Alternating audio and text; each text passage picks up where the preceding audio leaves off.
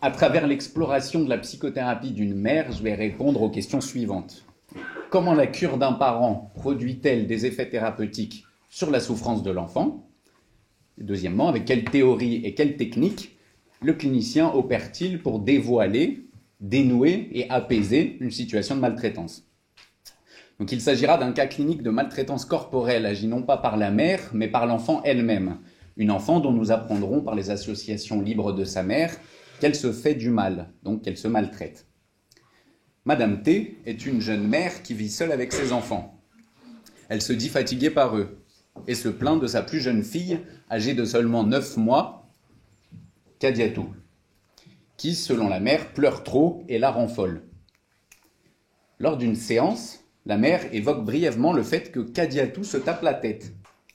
Alors que je marque immédiatement mon étonnement pour attirer son attention sur l'importance de ce qu'elle a repéré chez sa fille, elle dit « Mais c'est rien, elle fait ses crises. » Je l'interromps. « Votre fille se tape la tête et vous dites que c'est rien. » Donc la patiente poursuit. « Elle se tape quand elle n'est pas contente. Mais vous avez raison, c'est pas rien. En vrai, elle me fait mal au cœur quand elle fait ça. » Je lui dis d'arrêter de se taper, mais elle continue, donc je ne l'empêche pas en l'attrapant dans mes bras. Ça me rend triste quand elle se fait du mal. J'examine s'il y a de la colère. Elle dit « Oui, Kadiatou a l'air bien énervé. » Je demande contre qui selon elle. Elle répond « Bah contre moi. » À cet instant de la cure, Madame T formule l'interprétation imaginaire suivante.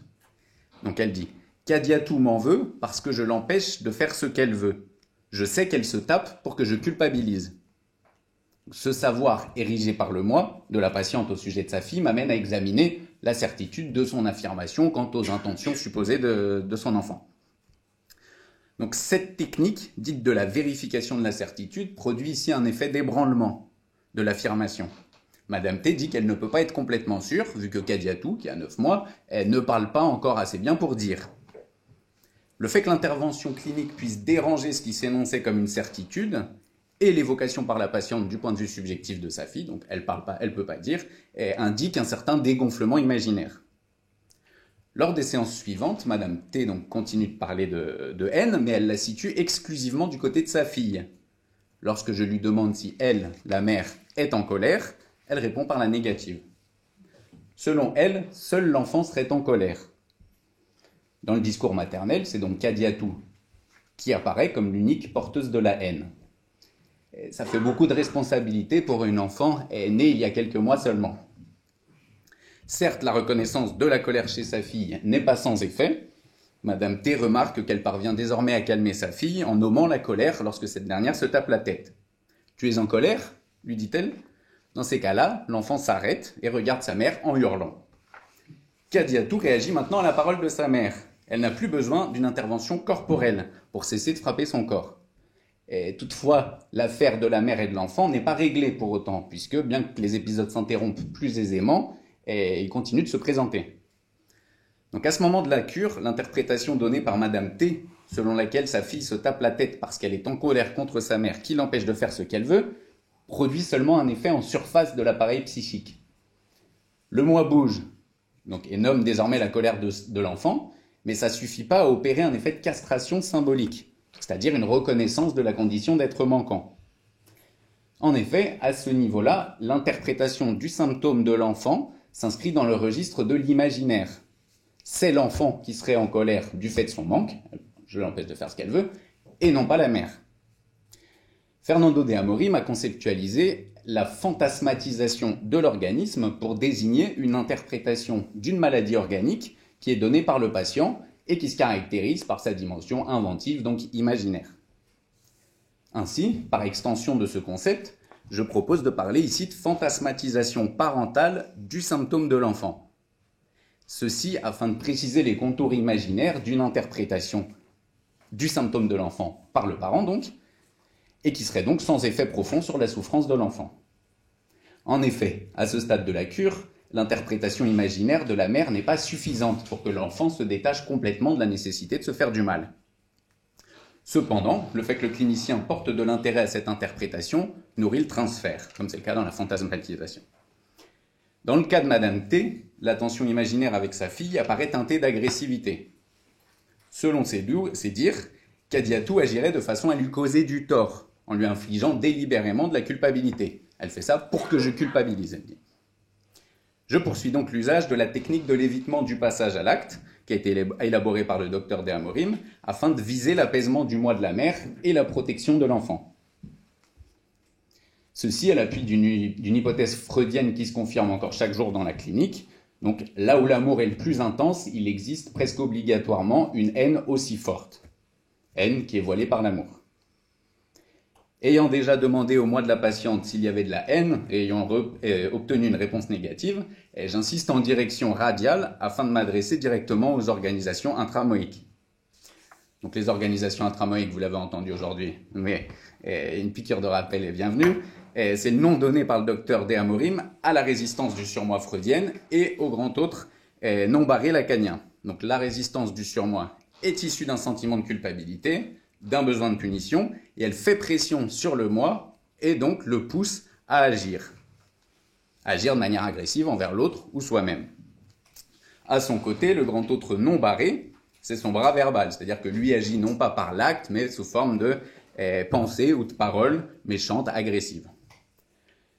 L'opération clinique vise alors à ce que l'agressivité puisse s'articuler via les paroles dites librement, afin d'empêcher que ça s'écoule dans la voie de la culpabilité, de la parole méchante, ou bien de l'acte auto- ou hétéro-agressif.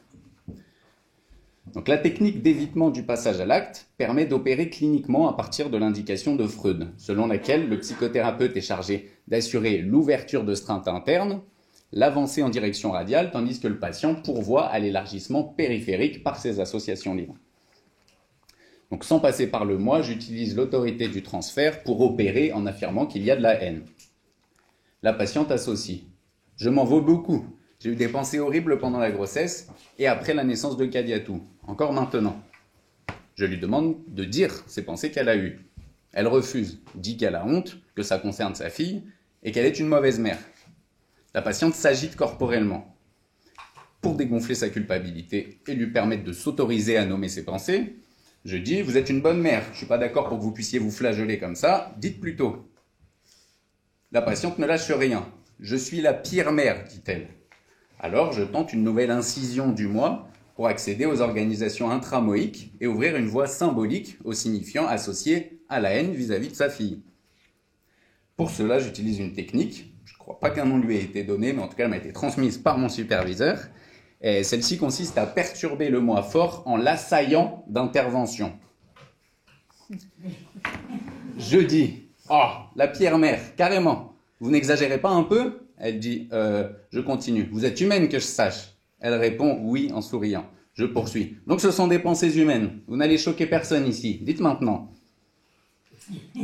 L'insistance du clinicien se justifie par le fait qu'il est précieux que la mère assume sa haine vis-à-vis de l'enfant en l'associant librement. Autrement, l'agressivité risque de s'agir contre l'enfant. L'usage de la méthode et des techniques permet de désépaissir l'imaginaire et d'ouvrir une brèche au niveau du moi. Ceci pour engager les associations libres de la patiente dans une nouvelle voie symbolique. Et ici, l'opération clinique a deux visées. Donc l'une en direction de la mère pour apaiser son moi en prise avec un tsunami psychique et ainsi éviter le passage à l'acte. Et l'autre, par prolongement, en direction de l'enfant, afin de protéger son psychisme, son corps et son organisme des interprétations parentales trop gonflées sur le plan imaginaire, voire des éventuels passages à l'acte de la mère. Le moi cède finalement. La patiente explique que durant la grossesse, elle a souhaité qu'il arrive du mal à son enfant. Je l'encourage à dire davantage en banalisant le contenu de ses pensées.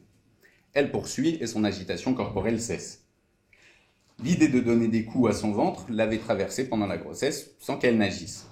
Aussi, à plusieurs reprises, elle avait consommé de l'alcool en pensant que ça pourrait nuire à la grossesse. Quelques jours après la naissance, Madame T a éprouvé des regrets. Elle s'était dit qu'elle aurait préféré que sa fille ne soit pas née. Elle dit « J'étais en colère contre Kadiatou, qu'elle ait réussi à naître. » Madame T précise que ces idées l'ont assaillie de la grossesse jusqu'aux 3 mois de sa fille, qu'elle a alors eu beaucoup de culpabilité, puis que ses pensées ont disparu. La patiente associe librement. Peut-être qu'en voyant ma fille se faire du mal, ça me rappelle que j'ai pensé à lui faire du mal. Ça me fait mal au cœur et je me dis qu'elle doit être en colère contre moi. En tout cas, moi, je suis en colère contre moi. J'indique à la mère qu'il s'agit donc de sa colère à elle, qu'elle en est responsable et non pas sa fille. Et je lui demande si elle valide cette proposition. Elle valide en formulant une interprétation symbolique cette fois. Donc elle dit « Oui, je ne savais pas, mais en fait c'est moi qui suis en colère qu'elle me rappelle ça. Je m'en veux de lui avoir voulu du mal. Il faut que j'assume, sinon Kadiatou va penser que je l'aime pas. C'est peut-être pour ça qu'elle se fait du mal. » Madame T choisit de parler à sa fille. Elle veut lui dire que sa venue au monde a été compliquée pour elle, qu'elle a été en colère et qu'elle, l'enfant, n'en est pas responsable. Elle demande si je peux être présent. J'accepte. Le moment venu, donc, la mère parle à sa fille. Elle lui demande pardon d'avoir été en colère contre elle et de l'avoir tenue responsable. Précise que c'est elle la mère et qu'elle en est maintenant très heureuse, qu'elle aime sa fille. Kadiatou s'arrête de jouer et écoute attentivement, ce qui étonne sa mère. Les séances suivantes, la patiente dit qu'elle-même se sent mieux, qu'elle n'est plus énervée et m'informe que l'enfant ne se tape plus la tête, pleure moins et est heureuse, selon ses termes. Elle dit, la mère, « Depuis que j'assume, Kadiatou est toute tranquille. » Maud Manoni écrit que c'est pas tant la confrontation avec une vérité pénible, la situation réelle, qui est problématique pour l'enfant, mais bien sa confrontation avec le mensonge de l'adulte, c'est-à-dire son fantasme. Selon elle, ce qui est dangereux pour l'enfant, c'est le mensonge du parent à lui-même. Le non-dit qui prend ici un certain relief et que l'enfant présentifie dans son symptôme. Or, la cure psychanalytique consiste en une rencontre, à travers l'autre barré, avec son propre mensonge, en un dévoilement de sa propre vérité subjective. Pour résumer le propos de Manoni, le symptôme de l'enfant figure une vérité concernant le parent, que ce dernier voile à lui-même. Cela semble juste, mais n'apparaît pas suffisamment démontré. Comptons donc avec l'avancée théorique du docteur De Amorim, selon qui le symptôme de l'enfant porte le message des organisations intramoïques des parents. Chez Madame T, il apparaît en effet que l'expression de ces organisations intramoïques, tant qu'elle n'était pas assumée par ses dires, était essentiellement portée par l'enfant. Le discours de la mère révèle une correspondance entre ses pensées agressives d'abord refoulées, donc consistant à faire du mal à l'enfant, et ce que l'enfant agissait en se faisant effectivement du mal. Par les associations libres de la mère et par le fait d'avoir traduit ses découvertes en paroles bien dites à l'enfant, la mère porte la charge de sa propre haine, consistant en des souhaits de faire du mal à son enfant. Elle libère donc l'enfant de cette pression imaginaire. Cela s'opère grâce à l'articulation signifiante qui prend effet par introduction de la castration symbolique. La pression des organisations intramoïques chute, le moi s'apaise et l'imaginaire se dégonfle. Le fait que la mère nomme finalement les conduites auto-agressives de l'enfant amène le clinicien à examiner puis opérer la circulation libidinale de la haine, c'est-à-dire la voie qu'elle emprunte, sa source, son objet et son but. La patiente peut alors associer librement, à partir du symptôme de son enfant, ici la manifestation de la colère de sa fille, pour en venir à assumer sa propre haine à elle, la mère. Ainsi, le discours de la mère se décentre de la colère de l'enfant, traite sa propre haine par association libre pendant ses séances, et décharge l'enfant de cette responsabilité d'amener l'agressivité au devant de la scène relationnelle. L'enfant dégagé de la masse imaginaire, en provenance de son parent, peut ainsi se séparer du symptôme, puisqu'il est désormais pris en charge par le parent. Au fil des avancées de sa cure, Madame T construit sa responsabilité vis-à-vis de la colère de l'enfant, qui s'avère révélatrice de sa propre haine à elle. Recevoir l'enfant pour traiter son symptôme auto-agressif indépendamment de son parent aurait été, à mon sens, une erreur méthodologique. Pas que à mon sens d'ailleurs, au sens de ce qui m'est transmis. Et cela n'aurait pas tenu compte du fait que le symptôme de l'enfant prend corps dans sa relation aux adultes qui prennent soin de lui. La souffrance de l'enfant ne peut donc pas être séparée de la responsabilité parentale et ne peut donc pas être traitée isolément. Ceci ne revient pas à dire que le parent en est coupable. La responsabilité subjective de l'enfant est en jeu, mais il est de la responsabilité de l'adulte de prendre en charge la souffrance de l'enfant. Le docteur De Amorim appelle corporéification de l'organisme une interprétation de la maladie organique. Celle-ci, contrairement à la fantasmatisation de l'organisme, qui est imaginaire, consiste en une construction qui enveloppe symboliquement l'organisme, le prend en charge et l'apaise en lui permettant de devenir corps. Donc ça, c'est dans le cadre d'une interprétation qui porte sur une maladie organique. À partir de cette distinction, je propose de parler d'assomption parentale du symptôme de l'enfant. Donc assomption au sens d'assumer le symptôme de l'enfant, qui serait à différencier de la fantasmatisation.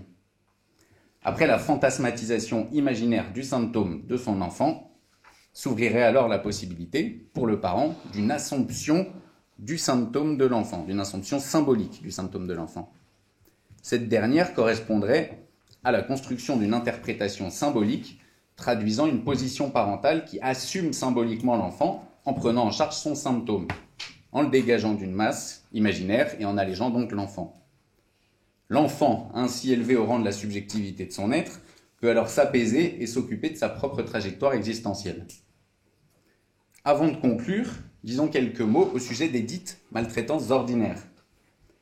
L'affect de haine et les impulsions hostiles qui ne sont pas assumées par le parent du fait de la pression de l'éducation morale utilisent la voie des opérations manquées, notamment des actes manqués, pour manifester leur pouvoir, nous indique Freud. En associant librement ces actes manqués, Madame T finit par reconnaître les manifestations de son agressivité à elle. Donc, paroles piquantes, manipulation brutale de sa fille, donnant fréquemment lieu à des petites chutes, gestes dits maladroits, dans des moments d'agacement et se traduisant par des petits coups portés sur le corps de l'enfant. Petits pincements des fesses au moment de changer la couche, etc. Cette haine est agie par la mère, qui dit pourtant qu'elle lutte pour ne pas dire des choses méchantes. Je lui demande de nommer ces choses méchantes et elle évoque ce que ses parents lui disaient à elle-même lorsqu'elle était enfant, donc dans sa langue maternelle, à savoir « je vais te taper tellement fort que tu vas… » La lutte intrapsychique contre la tendance humaine qui vise la destruction de soi-même ou de l'autre sous forme de maltraitance n'est pas aisée. Cette haine qui concerne tous les êtres humains se révèle indestructible, nous dit Freud. Bien que la patiente dise ne pas souhaiter traiter ses enfants comme elle-même a été maltraitée lorsqu'elle était enfant, c'est-à-dire en refusant de les frapper et de leur dire des paroles violentes, elle identifie peu à peu ce qu'elle appelle ces petites piques méchantes qui font hurler Cadiatou. Donc après que la maltraitance corporelle agit sur l'enfant, non pas par la mère, mais par l'enfant elle-même, ait été réglée, ce sont les maltraitances dites ordinaires qui se révèlent à Madame T. L'agressivité maternelle en direction de l'enfant, qui était jusque-là masquée puisque déplacée et agie par l'enfant, se dévoile en tant qu'elle est également agie par le moi de la mère. En découvrant l'existence de ces petites piques méchantes qui prennent la forme de gestes et de paroles adressées à l'enfant, la mère s'engage à parler de sa haine dans sa cure plutôt que de l'agir inconsciemment en direction de l'enfant de Cadiatou. À travers le discours de Madame T, nous repérons ici l'action agressive, donc désorganisation intramoïque, du moi de la mère sur le psychisme et le corps de l'enfant. Mais également la pression de la méchanceté, désorganisation intramoïque, des parents de la mère, donc de ses propres parents. En effet, chaque parent construit sa parentalité en composant avec l'ingrédient de ces organisations intramoïques, donc qui ont elles-mêmes été nourries et se sont nourries de l'agressivité du moi de ses parents. La psychanalyse propose à l'être humain une nouvelle voie, autre que celle de la reproduction et de la répétition, simplement déformée ou déplacée. La cure des parents se révèle tout à fait précieuse pour ce qui est d'apaiser la construction de la position d'une part, la construction de la position de parent d'une part, et d'autre part en guise de prévention et de traitement des symptômes et de la souffrance des enfants. Nous l'avons vu avec l'exemple de Madame T, les parents qui s'engagent courageusement en cure peuvent construire une véritable protection de l'enfance. La culpabilité, le sacrifice, l'agressivité agie par l'acte ou la parole ne sont pas obligés. Cela se règle en séance, en psychothérapie, puis en psychanalyse. En l'absence d'entrée en psychanalyse, comme donc c'est le cas de Madame T, serait-il trop généreux de parler d'assomption parentale du symptôme de l'enfant ? Je ne suis pas de cet avis, mais je ne demande qu'à être renseigné par nos discussions. Je vous remercie.